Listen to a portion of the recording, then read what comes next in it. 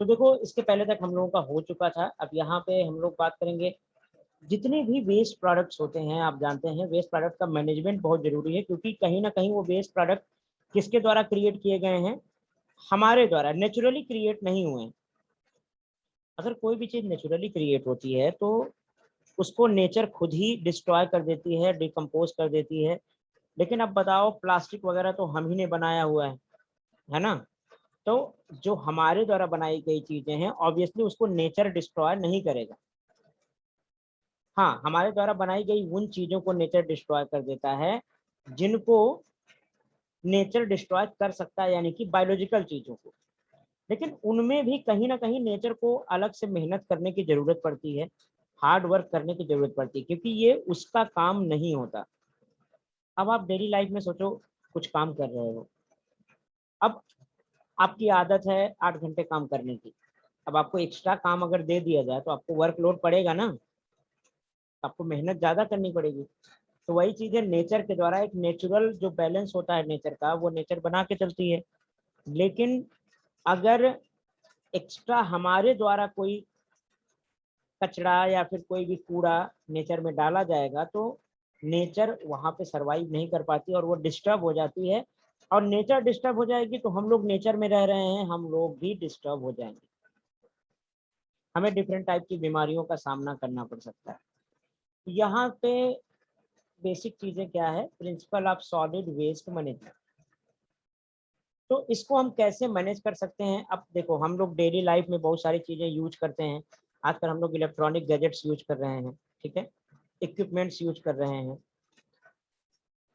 तो यहाँ पे जो है नई नई तरीके के वेस्ट मटेरियल भी मार्केट में आ रहे हैं, हमारे घरों से निकलते हैं, हम लोग वेस्ट मटेरियल निकालते हैं। तो भाई इनका तरीका क्या होता है यूटिलाइज करने का। तो एक नियम बनाया गया है, देखो सब आर आर से लिखा गया है, रीयूज, रिफ्यूज, रिसाइकिल, रीथिंक, ठीक है। तो वैसे ये ट्रिपल आर का कॉन्सेप्ट होता था, इस तरीके से कई जगह चार्ट बना होता है, आपने ध्यान से देखा होगा इस तरीके से, ठीक है। और वो तीनों जगह पे लिखा होता है। तो ये रीयूज, रीयूज में क्या है, कैसे हम मैनेजमेंट कर सकते हैं। तो पहली चीज है हम किसी चीज को बार बार यूज करें, जैसे प्लास्टिक का जार वगैरह होता है या पॉलिथीन वगैरह होती है, तो हम उसको साफ करके बार बार उसको यूज कर सकते हैं। तो जब हम बार बार यूज करेंगे तो हमें नई पॉलिथीन की जरूरत नहीं पड़ेगी, तो हमारे पास वेस्ट नहीं होगा, वो काफी दिनों तक चलता रहेगा। तो after use material should be reuse for some other purposes. तो या तो हम सेम पर्पज के लिए यूज कर सकते हैं, नहीं तो जैसे हमारे पास जो न्यूज़पेपर वगैरह आते हैं, आप देखो वही न्यूज़पेपर हम लोग पढ़ते हैं और वही न्यूज़पेपर बाद में जो कुलचे वाले होते हैं, जो छोले वाले होते हैं, या फिर जो सेंग बेचने वाले होते हैं, वो लोग क्या करते हैं उसमें पॉकेट बना के उसी में हम लोगों को सर्व करते हैं। या फिर डिफरेंट टाइप की पॉकेट्स उसी से बनाए जाते हैं बाद में रीयूज करके, जो हमारे लिए फिर से कैरी बैग या फिर कैरी केस के रूप में काम करता है ना, किसी और पर्पज से।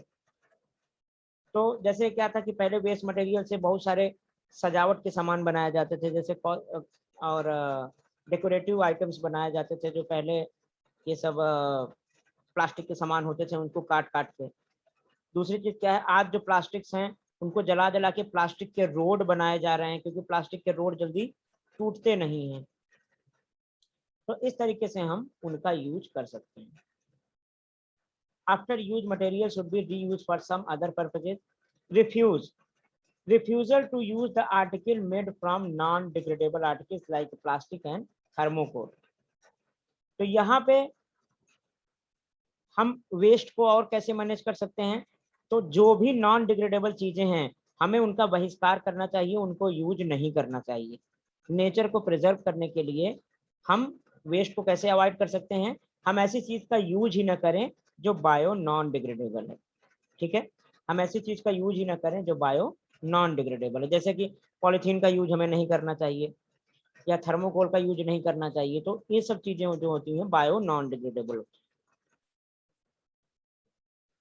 उसके बाद रिसाइकिल, अब हमने अगर कोई चीज यूज भी कर ली तो दोबारा हमें उसे नेचर में नहीं फेंकना चाहिए, बल्कि उसे हम फिर से नया प्रोडक्ट बना के उसे फिर से यूज करें। जैसे प्लास्टिक की बोतल वगैरह होती है तो काफी सारा बॉटल उसे उठा के ले जाके लोग उसे क्या करते हैं, फिर से क्लीन करते हैं, फिर से उसे स्टरलाइज करते हैं और स्टरलाइज करने के बाद फिर से उसे यूज कर लेते हैं। तो यहाँ पे रिसाइकिल कर सकते हैं। Production of the useful article by the recycling solid waste, for examples paper and glasses can be recycle. ठीक है, तो पेपर और ग्लासेस, जो पेपर है उसको फिर से हम गला के उसको पीस के उसको हम फिर से नया पेपर बना सकते हैं, या फिर हम कोई दूसरा पॉलीथीन या फिर दूसरा कैरी बैग बना सकते हैं। दूसरी चीज क्या है, ग्लासेस को भी हम पिघला के फिर से नए रूप में उन्हें ट्रांसफॉर्म कर सकते हैं। तो इससे क्या होगा, जो हमारे पास वेस्ट होगा वो नेचर में नहीं रहेगा, वो हम फिर से उसको यूज करते रहेंगे, तो हमारा नेचर जो है वो डिस्टर्ब नहीं होगा। बाकी rethink our habits, activities and their consequence in the connections with the use of the various article of the daily uses।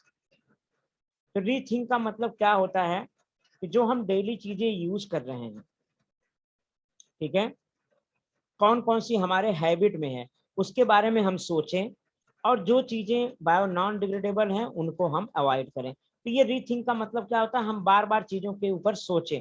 ठीक है, रीथिंक आवर हैबिट, अपनी हैबिट को सुधारें। ठीक है, अपने हैबिट को चेंज करें। जैसे सपोज करो हम रेगुलर सब्जी लेने वैसे ही चले जाते हैं हम लोग, तो वहां पे पॉलीथीन लेना मजबूरी होती है, तो हम अपनी हैबिट को चेंज करना चाहिए हमें कि भाई हम कोई कैरी बैग लेके जाएं जो हमेशा उसी में सब्जी या फिर वेजिटेबल्स को वहां से कैरी करके ले आएं।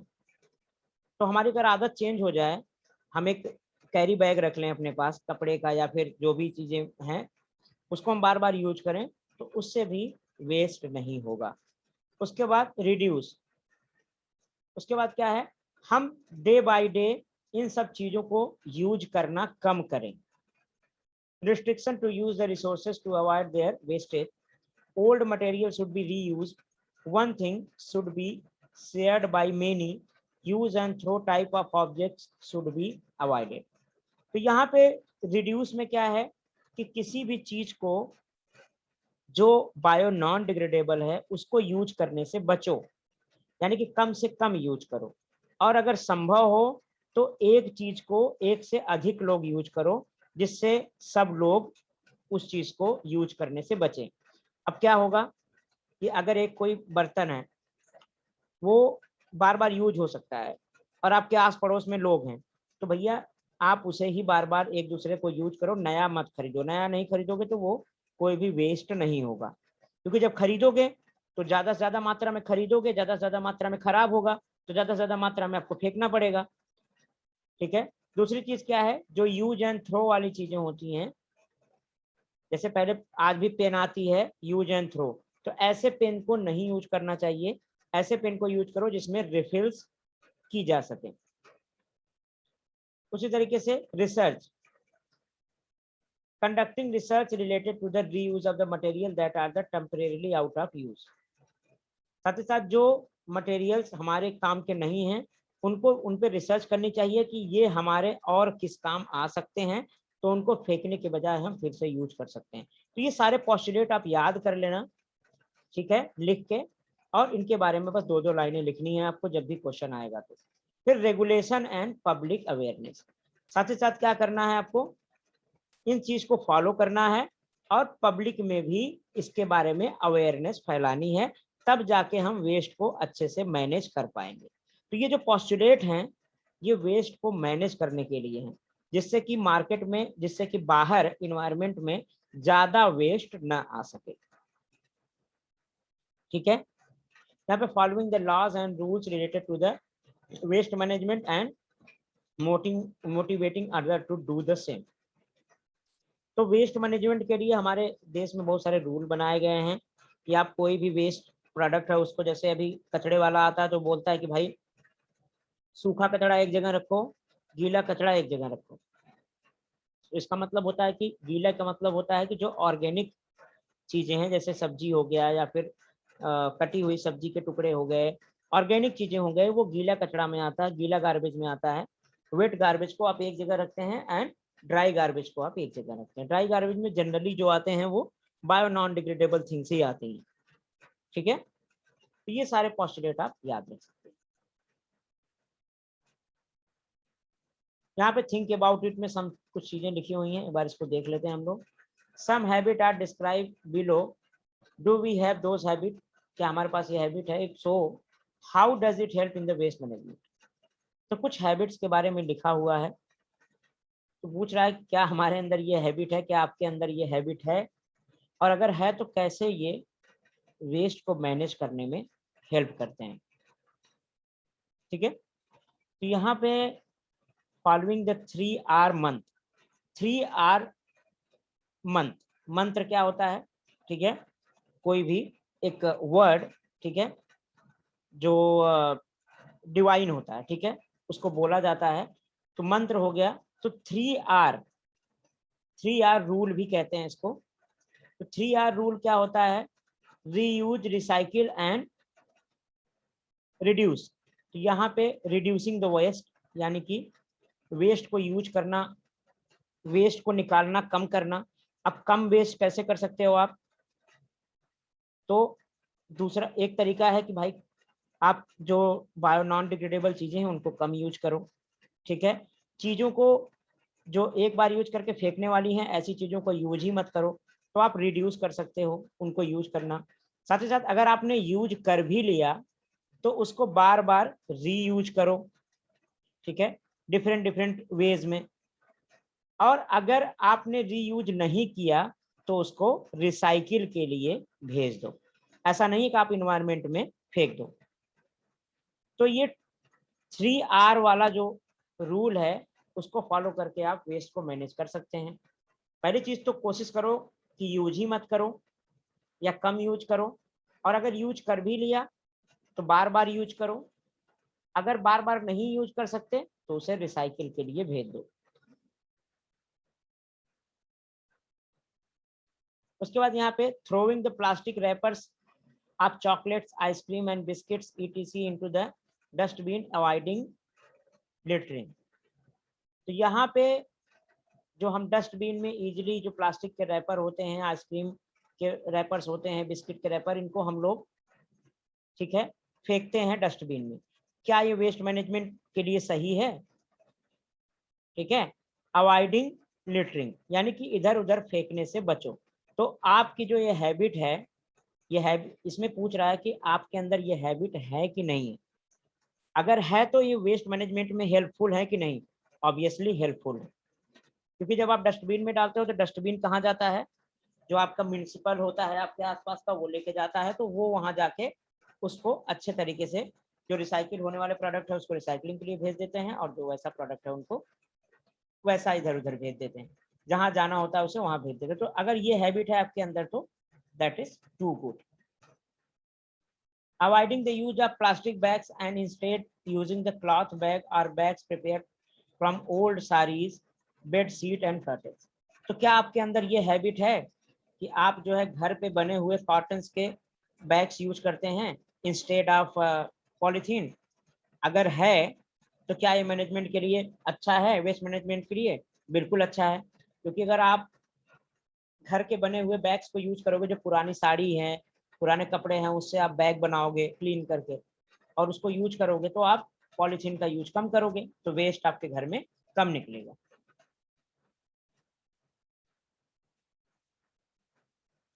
यहाँ पे using the both side of the paper for writing, reusing greeting cards and gift papers. तो क्या आपके अंदर ये हैबिट है कि आप पेपर के दोनों तरफ लिखते हो? दोनों तरफ लिखना चाहिए। और साथ ही साथ जब ये भर जाए तो इसी से डिफरेंट टाइप के कागज के ग्रीटिंग्स वगैरह जो बनते हैं अच्छे अच्छे, उसको बनाना चाहिए बजाय उसको फेंकने के। तो ये सारी हैबिट जो है वेस्ट मैनेजमेंट में काम आती है। Using rechargeable batteries instead of LED batteries, lead batteries. तो लेड बैटरीज जो होती हैं उसको हम एक बार यूज करके फेंक देते हैं, जिससे कि वो वेस्ट कॉज करता है। तो हमेशा हमें रिचार्जेबल बैटरी यूज करनी चाहिए, जिससे कि काफी दिन तक वो चले, और उसके बाद जब वो खराब हो जाए तो उसे हम सेपरेटली उसको डिस्पोज करना चाहिए। उसके बाद implementing various programmes of the solid waste management and educating encouraging the family and society in the regards। तो नए नए प्रोग्राम को सोचना चाहिए, बनाना चाहिए, ठीक है। Implementing various programmes of the solid waste management, और अपने आसपास के पीपल को एजुकेट करना चाहिए कि भाई आप लोग कचरा मत फेंको, इधर कचड़े को इधर उधर मत फेंको, एक जगह इकट्ठा करके म्यूनिसिपल में भेजो। तो ये सारी चीजें एक हैबिट है। Avoiding the use and throw type of articles like pens, canned cold drinks, tetra packs should be strictly avoided. तो ये सारी चीजें जो होती है, जो यूज एंड थ्रो होती है, इनको अवॉइड करना चाहिए, यूज करने से बचना चाहिए।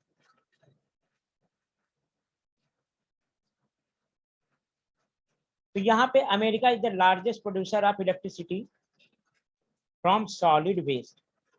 जो भी सॉलिड वेस्ट निकलता है उसको जला के यूज करके अमेरिका जो है वो सबसे ज्यादा इलेक्ट्रिसिटी प्रोड्यूस करता है। Japan has developed the project of production of the thread, paper and other useful materials from the banana peelings. Find out the about such a project in our region. तो ये सारे जो projects हैं, जो Japan है, Japan क्या करता है, कई सारे प्रोजेक्ट डेवलपमेंट किया है उसने, जो धागे बनाता है, पेपर बनाता है, अदर यूजफुल मटेरियल्स बनाता है फ्रॉम बनाना से, बनाना का जो पिंस होते हैं, ठीक है, वेस्ट होते हैं उससे।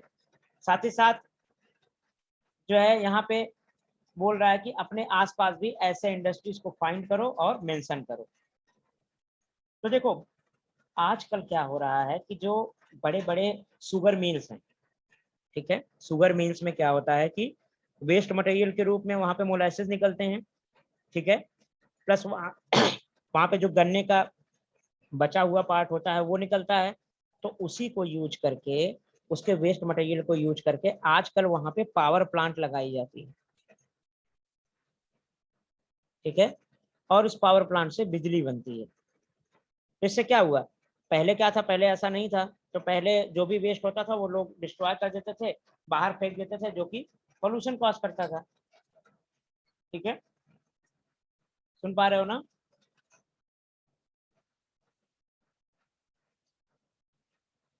सुन पा रहे हाँ हो? सर।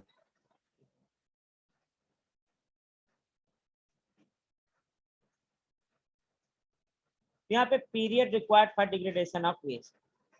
तो किसको कितना पीरियड लगता है डिग्रेड होने के लिए, ये याद रखो। बनाना पीलिंग्स 3 से 4 वीक में डिग्रेड होते हैं, क्योंकि ये बायोडिग्रेडेबल हैं। क्लॉथ बैग्स जो होते हैं अगर आप फेंक देंगे, तो क्लॉथ क्या होता है, क्लॉथ भी तो सेलुलोज ही होता है ना, क्योंकि क्लॉथ जो बनता है वो कॉटन से बनता है या फिर पॉलिस्टर से बनता है। तो पॉलिस्टर वाला क्लॉथ तो जल्दी डिग्रेड नहीं होता, लेकिन जो कॉटन वाला होते हैं वो चूंकि ऑर्गेनिक होते हैं, इस वजह से डिग्रेड हो जाते हैं। तो करीब 1 मंथ लगता है। रैक्स 5 मंथ लगता है। वुलन सॉक्स 1 ईयर लगता है, क्योंकि वुलन सॉक्स में भी प्लास्टिक्स का कुछ ना कुछ मटेरियल होता है। और साथ ही साथ बाल होते हैं उसमें, किसके, जो शीप के। सीप वगैरह के होते हैं बाल। तो बाल में भी केराटिन वगैरह होता है ना। तो वो सब प्रोटीन्स जो होती हैं वो जल्दी डिग्रेड नहीं होती, तो करीब 1 साल लग जाता है। जो लकड़ी होती है, ठीक है, लकड़ी को डिग्रेड होने में, क्योंकि लकड़ी भी ऑर्गेनिक होती है, लेकिन उसमें टैनिन वगैरह डिपॉजिट हो जाता है, ठीक है, टैनिन डिपॉजिट हो जाता है, प्लस और भी कई सारे मटेरियल्स होते हैं जो डिपॉजिट हो जाते हैं इसमें, बेसिकली टैनिन ही होता है। ये सब क्या करता है, टैनिन जो है नॉन डिग्रेडेबल होता है, जिसकी वजह से वुड डिग्रेड होने में करीब 10 से 15 साल लगते हैं। कोई भी लकड़ी अगर आप माटी में फेंक दोगे, मिट्टी में डाल दोगे, सॉइल में, तो करीब 10 से 15 साल लगते हैं उसको सड़ने में। लेदर शूज, लेदर शूज जो होते हैं, चूंकि लेदर के ऊपर भी टैनिन की लेयर चढ़ा दी जाती है, ठीक है, इस वजह से जो लेदर के शू वगैरह होते हैं वो 40 से 50 साल लगते हैं पूरा डिग्रेड होने में। अगर प्योर लेदर रहे तो वो डिग्रेड हो जाएगा, लेकिन लेदर के ऊपर जो लेयर चढ़ाई जाती है उसकी वजह से ये जल्दी डिग्रेड नहीं होता। थिन कैंस जो होते हैं वो 50 से 100 ईयर लगते हैं। एल्युमिनियम कैंस जो होते हैं, जो एल्युमिनियम कैंस आप यूज करते हो कोल्ड ड्रिंक पीने के लिए, कुछ लोग बियर वगैरह पीने के लिए यूज करते हैं, कैन जो होते हैं, वो सब कैंस करीब 200 से 250 साल लगते हैं। Certain plastic bags 10 lakh year लगते हैं। अब सोचो, इसीलिए प्लास्टिक बैग को अवॉइड किया जाता है कि ये कभी डिग्रेड ही नहीं होगा। 10 लाख ईयर मतलब समझे, कई युग बीत हाँ जाएंगे। सर। इसीलिए सबको इतना ज्यादा सीरियस नहीं लिया जाता कि चलो कभी ना कभी तो डिग्रेड हो ही जाएंगे। लेकिन ये जो सर्टेन प्लास्टिक बैग्स होते हैं जो आप धड़ल्ले से यूज करते हैं, ठेला पे से या फिर कहीं से सामान लाने के लिए, ठेले वगैरह पे जो लोग यूज करते हैं, छोटे छोटे सामान देने के लिए, किराना पे यूज करते हैं, परचून की दुकान पे यूज करते हैं, तो उन सब जगहों पे ये सब पॉलीथीन सबसे खतरनाक होती है। Thermocol or styrofoam cup infinite duration, ये कभी लगभग डिग्रेड ही नहीं होते। जो थर्मोकोल आपको आता है ना, जो इलेक्ट्रॉनिक आइटम्स आते हैं बड़े बड़े, उनके चारों तरफ व्हाइट कलर का थर्मोकोल लगा रहता है ना, इस तरीके से शॉक अब्जॉर्बर के रूप में, है ना। तो वो थर्मोकोल जो होते हैं वो प्लस जो है वो करीब, उसका टाइम पता ही नहीं है किसी को कब डिग्रेड होता है, और डिग्रेड ही नहीं होता। तो ऐसी चीजें अगर ज्यादा बनने लगे नेचर में, तो आप सोचो कि कैसे सरवाइव कर पाएगा इन्वायरमेंट।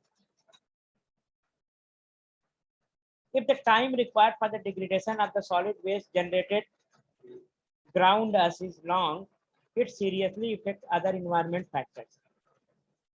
क्योंकि भाई जो चीजें जल्दी डिग्रेड हो जाएंगी वो कहीं ना कहीं उतना इफेक्ट नहीं डालेंगी इन्वायरमेंट को, लेकिन जो काफी जितना ज्यादा समय जिसको लगता है उतना ही टाइम वो इन्वायरमेंट में रहेगा और उतना ही सीरियस प्रॉब्लम कॉज करेगा।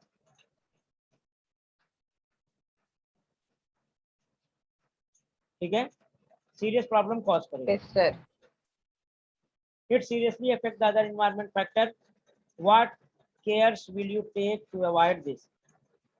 वही सब केयर लेंगे जो ऊपर लिखा हुआ है सॉलिड वेस्ट मैनेजमेंट का। हम लोग ज्यादा से ज्यादा क्या है, कम यूज करेंगे, जितना जरूरी है उतना ही यूज करेंगे, रीयूज करेंगे, रिसाइकिल करेंगे, रिड्यूस करेंगे उसे यूज को। ठीक है, उसके बारे में सोचेंगे, नए नए प्रोग्राम्स बनाएंगे, ये सारी चीजें। Figure 9.5 below the show the method of the storing the waste. 9.5b show the use of specific dustbin as the per type of waste.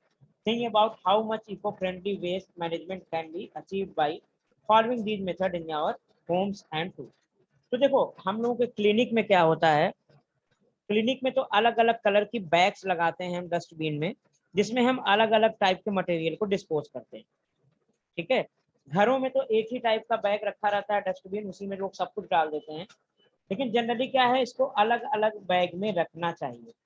यहाँ पे देखो, प्लास्टिक डालने के लिए पीले कलर का यूज किया जाता है, ड्राई वेस्ट के लिए इस कलर का यूज किया जाता है, वेट वेस्ट का इस कलर के लिए, और मेटल अगर कोई है इम्प्योरिटी तो उसको इस रेड कलर में डालते हैं। ठीक है, और ये जो तीनों बने हुए हैं symbol, this is reuse, reduce and recycle, इसका मतलब है ये तीनों, ये जो तीनों सिंबल है, triple R,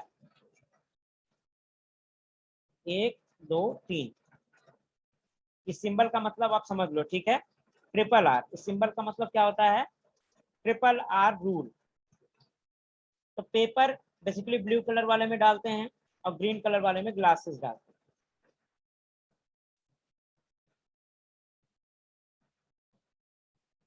A peep into the past. Every since ancient time, ever since ancient time, special attention has been given to the garbage disposal in the Greek city of Athens. In 320 BCE, a law had been enacted regarding the garbage disposal. It made through garbage in the open and offenses. तो यहाँ पे पुराने समय में एक rule बनाया गया था एथेंस सिटी में। ठीक है, इन 320 बीसी एक लॉ बनाया गया था। इस गार्बेज से परेशान होकर लोगों ने एक लॉ बना दिया और लोगों ने इसको एक ऑफेंस बना दिया, एक अपराध घोषित कर दिया कि जो भी सार्वजनिक प्लेस पे कूड़े को फेंकेगा वो एक अपराधी होगा। ठीक है, ओपन एंड ऑफेंस। तो यहाँ पे कहने का मतलब ये पुराने टाइम में काफी सारे जो देश थे वो अवेयर हो गए थे इस तरीके के चीजों को लेकर। अब डिजास्टर मैनेजमेंट पे आ जाते हैं। डिजास्टर कब होता है? जब इनका ज्यादा मात्रा में यूज होता है और किसी जगह पे ये ज्यादा मात्रा में जब हो जाएंगे तो वहां की जो वेजिटेशन है वो खत्म हो जाएंगी धीरे धीरे। क्योंकि भाई अगर कहीं प्लास्टिक इकट्ठा हो गया तो क्या वहां पे कोई प्लांट ग्रो कर पाएगा? नहीं ग्रो कर पाएगा, क्योंकि वहां पे रूट ही नहीं डेवलप हो पाएगी उसकी, उसको खाना पानी ही नहीं मिलेगा, तो वो ग्रो नहीं कर पाएगा। विच natural calamities have you experience? कौन सी नेचुरल कैलामिटीज आपने अभी तक देखी है? एक नेचुरल कैलामिटी की मैंने बात की थी जो मुंबई में बाढ़ आई थी, ठीक है। And how did they affect the condition in your surrounding? तो मुंबई में बाढ़ किस लिए आई थी? क्योंकि उस समय गार्बेज इकट्ठा हो गया था नालों में। नालों में लोग गार्बेज फेंकते थे, जिसकी वजह से जब पानी बरसने लगा ज्यादा मात्रा में तो नाले जाम हो गए और पूरी मुंबई डूब गई थी उसमें। How will you take a plan, how will you take a plan to be safe from calamities और मिनिमाइज द डैमेज? तो भाई जितने भी वेस्ट मैनेजमेंट है उसको हमें अच्छे से करना पड़ेगा, और वेस्ट को जो है हमें नालों में या फिर जहाँ पे पानी की निकासी है उस जगहों पे हमें नहीं फेंकना चाहिए, या फिर ऐसी जगहों पे नहीं फेंकना चाहिए जहाँ से वो डिग्रेड होकर हमें बीमारी कॉज करें। सार्वजनिक जगहों पे कूड़े नहीं फेंकने चाहिए, नहीं तो वहाँ से जो बीमारी जनरेट होगी वो पूरे सोसाइटी में फैल जाएगी। तो इसको डिस्पोज करने के लिए हमें एक अलग से जगह बनानी चाहिए। यही सारी चीजें हैं यहाँ पे डिजास्टर मैनेजमेंट की। तो हम लोग फटाफट इसको देख लेते हैं एक बार।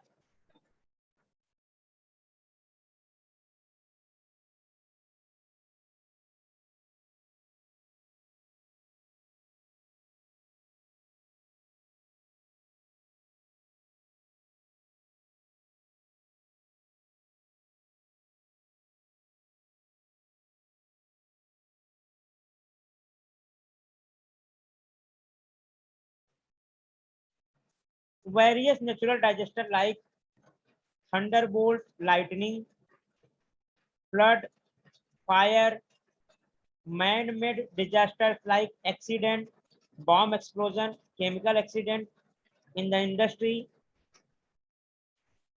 stamps in the mass gathering, riots, ये सारी सर जो है क्या है? Natural calamities. स्टैम्पेड क्या है?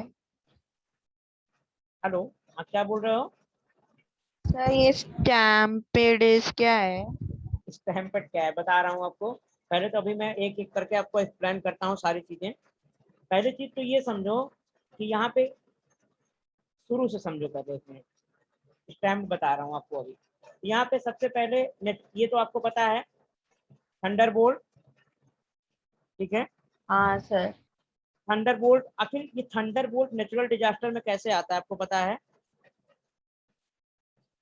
क्योंकि सर ये वो आसमान से जो आता है वो थंडर वो हम जैसे लोगों को मार देता है, हाँ तो वो एक डिजास्टर जैसा भी हो सकता है। हाँ बिल्कुल।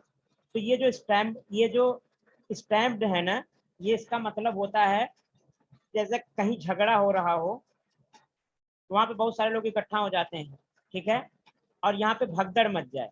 तो जो भगदड़ होती है, मास गैदरिंग जिसको बोलते हैं, ठीक है। स्टैम्प्ड भगदड़ मचना, कहीं मास गैदरिंग है, वहां पे कोई बोल दिया अरे बॉम्ब है, और सब लोग भागने लगे। बॉम्ब से तो कोई नहीं मरेगा, लेकिन एक दूसरे के ऊपर कुचल के लोग मर जाएंगे। समझ रहे हो? उसको बोलते हैं स्टैम्प। समझ गए? समझ पा रहे हो? हाँ सर। ठीक है, सिंपल है। तो यहाँ पे thundering, lightning plus flood, flood से तो आपको पता ही है कि कैसे नुकसान होता है। फायर से भी पता है। मैन मेड डिजास्टर, अब हमारे द्वारा बनाया गया डिजास्टर कौन सा है? एक्सीडेंट्स होते हैं बहुत सारे, जैसे बॉम्ब एक्सप्लोजन हो गया तो हम ही ने बनाया है। केमिकल एक्सीडेंट हो जाता है, इंडस्ट्री जो केमिकल बॉम्ब। इंडस्ट्रीज हैं उसमें कभी बॉयलर फट जाता है, कभी केमिकल लीक हो जाता है, कभी गैसेस लीक हो जाती हैं। जैसे कि भोपाल गैस ट्रेजेडी था जिसमें बहुत सारे लोग मर गए थे, साइनाइड लीक हो गई थी, है ना।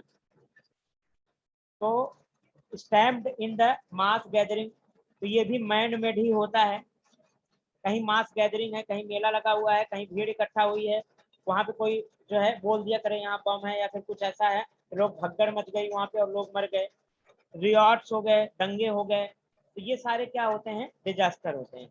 ETC occur around us from the time to time. They causes large scale damage to the life and property. तो ये सब रीजन होते हैं वेस्ट मटेरियल जनरेशन के, समझ गए। जहां भी मास गैदरिंग होगी, थंडरिंग होगी, एक्सीडेंट होगा, तो यहाँ पे क्या होगा, ढेर सारे मात्रा में वेस्ट मटेरियल रिलीज होंगे जिनको उठाने वाला कोई नहीं होता है। बहुत सारे जगहों पे तो बहुत सारे लोग ऐसे ही पड़े रहते हैं, सड़ते रहते हैं, कोई नहीं जाता वहां पे, है ना। अब जो ऑर्गेनिक कंपाउंड्स होते हैं वो तो सड़ जाते हैं, डिग्रेड हो जाते हैं, लेकिन इनऑर्गेनिक कंपाउंड्स जो होते हैं या फिर जो प्लास्टिक्स होते हैं, बायो नॉन डिग्रेडेबल थिंग्स होती हैं, वो वैसे ही पड़ी रहती हैं। तो वो क्या करती है, नेचुरल डिजास्टर कॉज करती हैं। समझ गए बात को। तो यहाँ पे what are the type of, कोई दिक्कत तो नहीं है, आगे चलें।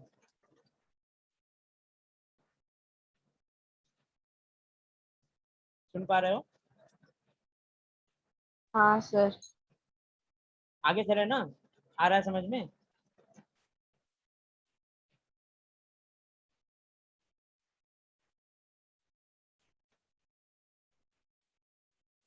कहानियां समझ में आ रहा है ना, सुन पा रहे हो कि नहीं।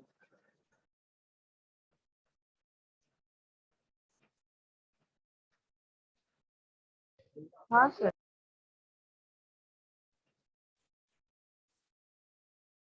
What are the type of the casualties that are seen to occurs in the different type of disasters? तो क्या क्या हो सकता है डिफरेंट टाइप ऑफ डिजास्टर में कैजुअलिटीज, उसके लिए हम लोग देखते हैं। First aid to disaster victims. First aid, तो सबसे पहले क्या क्या चीजें हमें करना चाहिए, तो सबसे पहले फर्स्ट एड देना चाहिए। जो डिजास्टर के विक्टिम्स होते हैं, यानी कि अगर बम कहीं एक्सप्लोजन हुआ है तो जो लोग उसमें घायल हुए हैं, सबसे पहले हमें उन्हें फर्स्ट एड देना चाहिए। ठीक है, ये सारी चीजें मैनेजमेंट में आता है, तो ये भी वेस्ट मैनेजमेंट में ही आता है, क्योंकि वहाँ पे वेस्ट बहुत सारा बिखरा हुआ है। तो सबसे पहले हमें क्या करना चाहिए, अगर ऐसी नेचुरल कैलामिटीज हो जाए, तो कहीं पे बाढ़ आ जाए, तो सबसे पहले उनको हमें बचाना चाहिए, और जो लोगों को चोट लगी है उनको फर्स्ट एड देना चाहिए। उसके बाद फिर हम वेस्ट मैनेजमेंट में जाएंगे। ठीक है, तो क्या क्या चीजें हमें करनी चाहिए, कैजुअलिटीज क्या क्या हो सकती हैं उस टाइम पे, उन सारी चीजों के बारे में ये बता रहा है। यहाँ पे first aid to disaster victims, the main objective of the first aid is the prevention of the death. ठीक है, तो जितने भी लोग हैं सबसे पहले उन्हें फर्स्ट एड देना चाहिए, जिससे कि कम से कम डेथ हो सके। Preventing the deterioration of the health. ठीक है, and starting the process of rehabilitation. तो यहाँ पे जो है, जो हेल्थ रिलेटेड प्रॉब्लम है उसको अवॉइड करना चाहिए, जिससे कि क्या है, अगर हम उनको फर्स्ट एड नहीं देंगे तो उनको हेल्थ रिलेटेड प्रॉब्लम आगे चल के होनी शुरू हो जाएगी। ठीक है, तो उनकी हेल्थ जो है वो बर्बाद होने लगेगी, गिरने लगेगी। On starting the process of rehabilitation, साथ ही साथ जो लोग बेघर हुए हैं उनको हम एक अच्छे जगह पे बसाने का काम करें। Hence it is the important to know about the emergency measures और first aid practices to be followed. तो किसी भी डिजास्टर मैनेजमेंट के लिए, और डिजास्टर मैनेजमेंट क्यों होता है, सॉरी, डिजास्टर क्यों होता है, क्योंकि ये कहीं ना कहीं हमारे ही द्वारा, कुछ तो नेचुरल होते हैं, कुछ हमारे ही द्वारा क्रिएट की गई चीजें होती हैं। और आजकल जो डिजास्टर हो रहा है वो मैक्सिमम हमारे ही द्वारा हो रहा है। क्योंकि देखो, बाढ़ तो कहीं ना कहीं एक दो जगह आती है, हर जगह नहीं आती बाढ़, लेकिन आए दिन बम फूटते रहते हैं, आए दिन लोग गैदरिंग में भगदड़ होती रहती है, मरते रहते हैं, आए दिन दंगे होते रहते हैं। तो ये सब हमारे द्वारा क्रिएट किए, आए दिन एक्सीडेंट होते रहते हैं। तो ये सब जो वेस्ट हो रहा है हमारे द्वारा क्रिएट किया गया वेस्ट के कारण, हमारे द्वारा क्रिएट किए गए वेस्ट के कारण ये सब डिजास्टर्स हो रहे हैं। तो वही चीज बोला, डिजास्टर मैनेजमेंट में हमें क्या क्या चीजें करनी चाहिए। तो चूंकि हमें इससे बचने के लिए हमें फर्स्ट एड चीज देना आना चाहिए लोगों को, और जो उससे प्रॉब्लम्स क्रिएट हुई हैं उनसे लड़ना आना चाहिए, उनको सॉल्व करना आना चाहिए। तो उसी के बारे में ये दिया हुआ है कि क्या क्या चीजें हमें ध्यान देनी चाहिए। Life and rescue citation. तो rescue citation, life and rescue citation, तो जीवन कैसे आप बचाएंगे, रेस्क्यू कैसे करेंगे, ABC। यहाँ पे 3 फॉर्मूला होता है ABC। ए से एयरवे, 2 से ब्रीदिंग और सर्कुलेशन। ये तीनों इंपॉर्टेंट है। अगर किसी को चोट लग गई तो ये देखो यहाँ पे दिया हुआ है कि कैसे आप किसी को बचाएंगे, देख रहे हो। तो एयर मतलब जो उसके श्वास की नली है, एयरवे है, उसको पहले देखो कि ब्लॉक तो नहीं है। प्लस दूसरा क्या है, ब्रीदिंग, उसको माउथ टू माउथ ब्रीदिंग दो, उसकी सांस आ रही है कि नहीं आ रही है, उसको देखो नहीं आ रही है तो अपने मुंह से उसको माउथ टू माउथ ब्रीदिंग दो, और फिर उसको सर्कुलेशन को प्रॉपर करो। तीनों चलना चाहिए तब जाके वो जिंदा रहेगा। तो ये तीनों आपको पता होना चाहिए कि क्या जरूरी है जिंदा रहने के लिए। तो यहाँ पे if the victim has difficulty breathing, the head should be held in a backward sloping position or chin should be raised so that the respiratory passage remains open। तो यहाँ पे देखो कैसे आपको करना है। अगर इसका गर्दन जो है ये नीची रहेगी तो ये वाला एरिया जो है वो दबा रहेगा। इसलिए अगर आपको लग रहा है कि वही डिजास्टर है और ये इसको प्रॉब्लम हो रही है सांस लेने में, तो सबसे पहले इसकी गर्दन को ऊपर कर दो और इसके गर्दन को डाउनवर्ड कर दो। अगर ये बैठा हुआ है तो इसे लेटा दो, जिससे कि इसका जो रेस्पिरेटरी पासेज है वो क्लियर हो जाए। ठीक है, पहली चीज। दूसरी चीज breathing. If breathing has stopped the victim should be given artificial ventilation by mouth to mouth rescue citation. तो यहाँ पे अगर अचानक से आपने देखा कि इसकी ब्रीदिंग रुक गई है तो तुरंत इसको इसके मुंह पे मुंह लगाओ और इसको मुंह में जोर जोर से फूको, जोर जोर से एयर जो है पंप करो। तो धीरे धीरे धीरे धीरे क्या होगा, जैसे ये कॉन्शियस होगा इसकी ब्रीदिंग स्टार्ट हो जाएगी।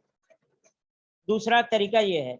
और अगर if the victim has unconscious then after giving the mouth to mouth respiration twice the heart should be pass down hard by pressing the chest with both palms, and these two actions should be repeated alternatively about 15 times.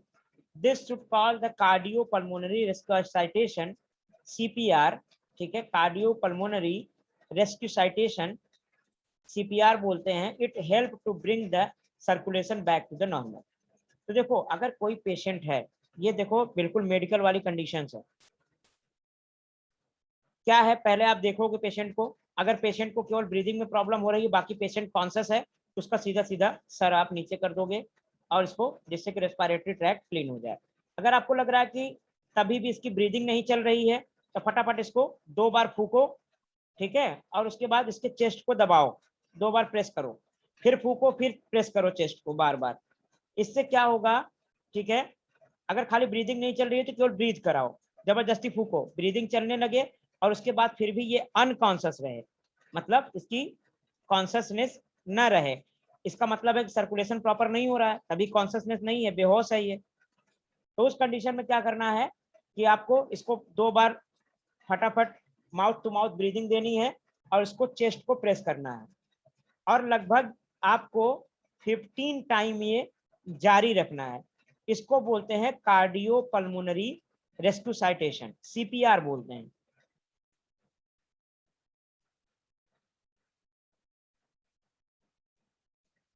ठीक है, CPR बोलते हैं।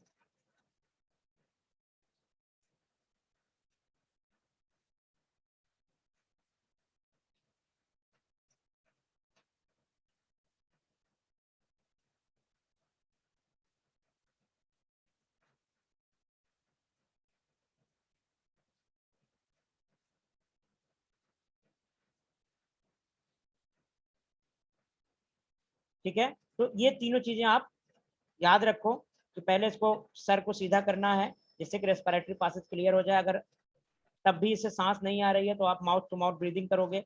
Mouth to mouth breathe करने के बाद भी अगर आपको लग रहा है कि सर्कुलेशन नहीं हो रहा है तो फटाफट 2 बार आप इसमें इसके मुंह में जो है माउथ टू माउथ ब्रीथ करोगे, उसके बाद यहाँ पे प्रेशर दोगे, जिससे कि वो, कभी कभी आपने टीबी में भी इस चीज को देखा होगा। हाँ सर। टीबी में क्या करते हैं कि अगर नहीं होता है तो यहाँ पे 200 जूल का प्रेशर देते हैं, ठीक है, इलेक्ट्रिसिटी देते हैं यहाँ पे, इस तरीके से बड़ा बड़ा दो वो हाँ होता सर, है। वो दो रहता है हाथ में, हाँ, वो एक जेल उसमें डालते 200 हैं जूल के और करीब रहता है, होता तो है। वो तो शॉक रहता है, ठीक है, वो तो खैर आप वहां देंगे हॉस्पिटल में, लेकिन आपके पास ऑप्शन थोड़ी रहता है कि आप मशीन लेके चलोगे, है ना। तो आपके पास क्या चांस होता है, बस आपको इसे प्रेस करना है हाथ से, दबा दबा के, जोर जोर से, ठीक है। भले ही इसकी रिप फ्रैक्चर हो जाए कोई दिक्कत नहीं, लेकिन जिंदा तो हो जाएगा ये, लेकिन इसको दबाना है, ठीक है। उसके बाद अगर ब्लीडिंग हो रही, ये देखो प्राइमरी मैनेजमेंट है। डिजास्टर में अगर आप कहीं चले गए तो आपको क्या करना है, फटाफट जज करना है इसकी सिचुएशन को, और इस तरीके से आपको काम करना है। तो यहाँ पे अगर ब्लीड हो रहा है, ठीक है, तो ब्लीडिंग के लिए क्या करोगे, bleeding, if the victim is injured and the bleeding through the wound, then wound should be covered with the antiseptic pad and pressure applied on it for 5 minute with the either thumb और palm. देखो अगर कहीं छोटा सा cut गया और ज्यादा तेज bleeding हो रही है, तो यहाँ पे एंटीसेप्टिक आपके पास अगर है तो उसे कॉटन में लगा के, इसको इस पे लगा के कस के दबा के रखो इस पे 5 मिनट तक। 5 मिनट तक दबा के रखोगे तो यहाँ पे क्लॉट बन जाएगा और ब्लीडिंग रुक जाएगी। लेकिन अगर ज्यादा कट गया है तो किसी भी बड़े कपड़े से लेके इसको हम बांध देते हैं, जिससे कि ब्लीडिंग, अल्टीमेटली क्या है, हमें ब्लीडिंग को रोकना है, क्योंकि जब ब्लड अगर निकल जाएगा पेशेंट के अंदर से तो वो वैसे ही डेड हो जाएगा। तो हमें क्या करना है, हमें ब्लीड को रोकना है, ठीक है। अगर उसे फ्रैक्चर हो गया है, impact on the vertebrae, vertebrae में प्रॉब्लम हो गई है, तो ब्लीडिंग वाला देखो डायग्राम यहाँ बना हुआ होगा नीचे, ठीक है। तो आप किस तरीके से उसको उठाओगे, देखो अलग अलग बॉडी में इंजरी होती है, तो अगर पेशेंट कॉन्शियस है तो आपको बता देगा कि कहाँ उसको चोट लगी है, ठीक है। तो उस तरीके से आपको उसी हिसाब से उसको हेल्प करनी है। तो ये चीजें आपको पता होनी चाहिए। जैसे fracture and impact on the vertebrae, if the bone is fractured, and it is essential that the fracture part be immobilized. It can be done with the help of any available wooden rod or bottoms or rules. If there is an impact on the back or vertebral column, the patient should be kept immobile on the arm or stretcher. तो अगर किसी को fracture हो गया है तो इस सबसे ध्यान रखने वाली बात है कि जो उसका फ्रैक्चर वाला पार्ट है वो मोबिलाइज नहीं होना चाहिए, वो किसी तरीके से हिलना डुलना नहीं चाहिए। हमें इस तरीके से उसको उठाना चाहिए जिससे कि वो हिलना डुलना नहीं चाहिए। जैसे कि सपोज करो यहाँ पे देखो दिया हुआ है cradle method useful for children and underweight victims. तो अगर किसी को चोट लग गया आप उसे उठा सकते हैं, कोई बच्चा है तो आप जिसको क्रेडल मेथड बोलते हैं आप इजीली इसको उठा के ले जा सकते हैं। दूसरा यहाँ पे कैरिंग पिगी बैग, अगर कोई बड़ा है तो उसको जो है इस तरीके से उठा के आप, अगर पैर के नीचे चोट लगी है तो आप इस तरीके से उठा के आप उसको ले जा सकते हैं, पेशेंट हु आर अनकॉन्शियस, ठीक है। तो अनकॉन्शियस है तो आप इस तरीके से ले जा सकते हैं। और उसके बाद यहाँ पे देखो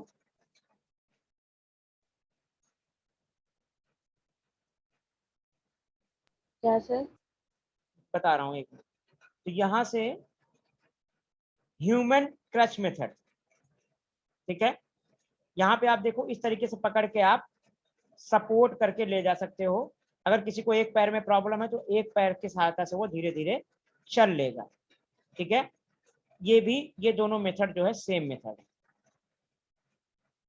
पुलिंग और लिफ्टिंग मेथड, तो ये जो मेथड होता है कैरिंग पिगी बैक मेथड, इस तरीके से बैक पे भी रख के ले जा सकते हो, या पेशेंट अगर अनकॉन्शियस है तो आप उसको इस तरीके से उठा के ले जा सकते हो, ठीक है। सर अनकॉन्शियस मतलब वो उस स्टेट, बेहोश, बेहोश, नॉर्मल स्टेट में नहीं रहते हैं ना? हाँ मतलब वो अब बेहोश रहेगा, कॉन्शियस नहीं रहेगा तो आपको पकड़ नहीं सकता है, आपको ही सारा सपोर्ट लगाना पड़ेगा, ठीक है। इस कंडीशन में आप अनकॉन्शियस कंडीशन में नहीं ले जा सकते, क्योंकि इस कंडीशन में ये पकड़ा हुआ है आगे, है ना। तो अगर पेशेंट को कहीं ऐसी जगह प्रॉब्लम है दोनों पैर में नीचे, तो ये मेथड आप यूज कर सकते हो, ठीक है। लेकिन पेशेंट कॉन्शियस होना चाहिए। अनकॉन्शियस है तो आप ये वाला मेथड यूज कर सकते हो, ठीक है। क्योंकि देखो ये अनकॉन्शियस है। ह्यूमन क्रच मेथड, तो ये वाला मेथड सिंपल है, जहां से आप इससे ले जा सकते हो। If one of the leg is injured, एक लेग अगर इंजर्ड हो गया तो एक लेग की सहायता से वो आराम से चल लेगा, ठीक है। और उसके बाद ऊपर वाला जो ये दिया हुआ था यहाँ पे, useful for carrying the patient who are unconscious, अगर पेशेंट अनकॉन्शियस है तो इस तरीके से आप ये दोनों मेथड जो है यूज कर सकते हो। लेकिन ये तीसरा मेथड जो है ये अनकॉन्शियस कंडीशन में आप नहीं यूज कर सकते। हाँ, एक कंडीशन में अनकॉन्शियस में भी यूज कर सकते हो इसको, इसके दोनों हाथ को आप बांध दो किसी से, ठीक है, कस के, और इसको अपने गले में डाल लो और तब इसको उठा के ले जा सकते हो। तो अनकॉन्शियस है तो इस तरीके से भी आप इसको ले जा सकते हो, ठीक है, क्योंकि ये पकड़ तो पाएगा नहीं आपको, तो ये आपको हाथ इसका बांधना ही पड़ेगा। उसके बाद आता है पुलिंग और लिफ्टिंग मेथड। पुलिंग और लिफ्टिंग, इस तरीके से आप दो लोग मिलके हाथ में पुल कर सकते हो या लिफ्ट करके उठा सकते हो, ठीक है। तो ये मेथड कब यूज होता है, this is use for carrying N unconscious patient through an short distance. तो इस तरीके से किसी को शॉर्ट डिस्टेंस पे ले जाना है, मान लो थोड़ा दूर ले जाके गाड़ी पे रखना है, कहीं रखना है, तो आप इस तरीके से ले जा सकते हो। लेकिन लॉन्ग डिस्टेंस पे आप इसे नहीं ले जा सकते, क्योंकि दो लोग लॉन्ग डिस्टेंस पे ले जाओगे तो थक जाओगे, ठीक है। तो इस मेथड से आप जो है, ये वाला जो मेथड है, इससे आप लॉन्ग डिस्टेंस पे ले जा सकते हो, इस पे भी लॉन्ग डिस्टेंस पे ले जा सकते हो। लेकिन ये देखो, ये जो दोनों मेथड है, इस पे आप लॉन्ग डिस्टेंस पे नहीं ले जा सकते, क्योंकि दोनों को मेहनत करना पड़ेगा। आप खुद ही अज्यूम करके देखो इसको, कि अगर इस तरीके से आपको किसी को उठाना हो तो आप कितना देर तक ले जा सकते हो। यहाँ पे है ह्यूमन क्रच मेथड, ठीक है। तो human crutch method if the one leg, तो ये वाला ऊपर वाला ह्यूमन क्रच मेथड है। उसके बाद यहाँ कैरिंग ऑन 4 हैंड चेयर, तो चारों हाथ लगा के इस तरीके से चेयर बना लो और उसको बैठा के ले जाओ। सबसे अच्छा सेफ मेथड यही होता है, लेकिन आप इसको ज्यादा इस तरीके से हाथ आपको बांधना पड़ेगा, देख लो, चारों लोगों को हाथ आपको इस तरीके से पकड़ना पड़ेगा, तो इस एक चेयर बन जाएगा और इसको बैठा के आप पेशेंट को ले जा सकते हो। लेकिन इस मेथड में आप ज्यादा दूर तक नहीं ले जा सकते पेशेंट को। This method is useful when the support is needed for the part of below waist. तो अगर ये दोनों पैर खराब हो जाए तो इस तरीके से ये वाला आप मेथड यूज कर सकते हो, क्योंकि इसमें पैर आपका बिल्कुल नीचे रहेगा। उसके बाद carrying on 2 hand, carrying on 2 hand में ये वाला दोनों है, 2 हाथ से आप पकड़ के इसे ले जा सकते हो। तो 2 हाथ हो गया या 4 हाथ हो गया। उसके बाद यहाँ पे method use by the fire brigade, तो फायर ब्रिगेड वाले इस तरीके से उठाते हैं, आप देखो ध्यान से, क्योंकि सब बेहोश रहते हैं, इस तरीके से उठाते हैं, ऐसे पकड़ेंगे नीचे से और इस तरीके से उठा लेंगे। कभी भी आप टीवी में भी देखे होंगे, जब हीरो कभी किसी को बचाता है, फायर आग वाग लगती है, तो इसी तरीके से लेके भागता है ना। उसके बाद स्ट्रेचर मेथड, तो अगर आपके पास स्ट्रेचर है तो फिर कोई प्रॉब्लम नहीं है। In an emergency if and the conventional stretcher is not available, then a temporary stretcher can be made using the bamboos and blanket। तो बम्बूज में ब्लैंकेट लपेट के आप टेम्परेरी जो है स्ट्रेचर बना सकते हैं उसमें फटाक से, और उसको लिटा के लेके जा सकते हैं, ठीक है, इस पे लाद के। हाँ सर। ठीक है, तो ये सारी चीजें आप याद रखो, बिल्कुल सिंपल है, कुछ खास नहीं है इसमें। उसके बाद आपका आ गया ये एक्सरसाइज, एक्सरसाइज आप करना, दिक्कत होगी तो नेक्स्ट लेक्चर में आपको पूरा डिटेल बता दिया जाएगा, ठीक है। सर हाँ, नहीं कुछ नहीं सर, वो मैं बाद में other emergency measure, boats are used by the civil administration to rescue the pupils trapped in the flood areas, and emergency measures, wooden boats, bamboo floats, air-filled rubbers tube from the tire can be used to advantage। तो देखो, जब भी बाढ़ आती है तो generally क्या होता है कि जो हमारी गवर्नमेंट होती है वो डिफरेंट टाइप की बोट्स यूज करती है, या आप यूज कर सकते हैं। अगर आपके आसपास बम्बू दिख रहा है तो बम्बू का आप बोट बना सकते हैं, क्योंकि वो डूबता नहीं है, ठीक है। साथ ही साथ आप जो है डिफरेंट टाइप के वुडन बोट्स बना सकते हैं, क्योंकि लकड़ियां पानी में नहीं डूबती हैं। या फिर आपके पास टायर है तो टायर में हवा भर के आप उसे यूज कर सकते हैं। तो तमाम ढंग की चीजें हैं जिसे आप आसानी से यूज कर सकते हैं। ठीक है। एयर फायर और उसके बाद अगर कहीं आग लग जाती है तो उस कंडीशन को मैनेज करने के लिए आपके पास अगर आसपास फायर एक्सटिंग्विशर है तो आप उसका यूज कर लो। A fire extinguisher is a portable appliances that can be easily carried anywhere. Various appliances are used to put out a fire. Visit the fire department in your city and collect the details information. For more information refer to the lesson 30. तो अभी खत्म हो गया। क्या पूछ रहे थे, कुछ पूछ रहे थे क्या आप?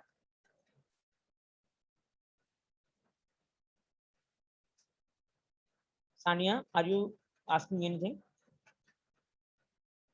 No sir, no sir. ठीक है, चलो ऑल द बेस्ट, मिलते हैं नेक्स्ट लेक्चर में। ठीक है, अगर कोई क्वेश्चन थैंक यू वगैरह हो सर। तो आप रेडी रखना। ठीक है, फिर नेक्स्ट हाँ लेक्चर सर, में डिस्कस करते हैं। चलो, all the best. Thank you sir. Bye sir.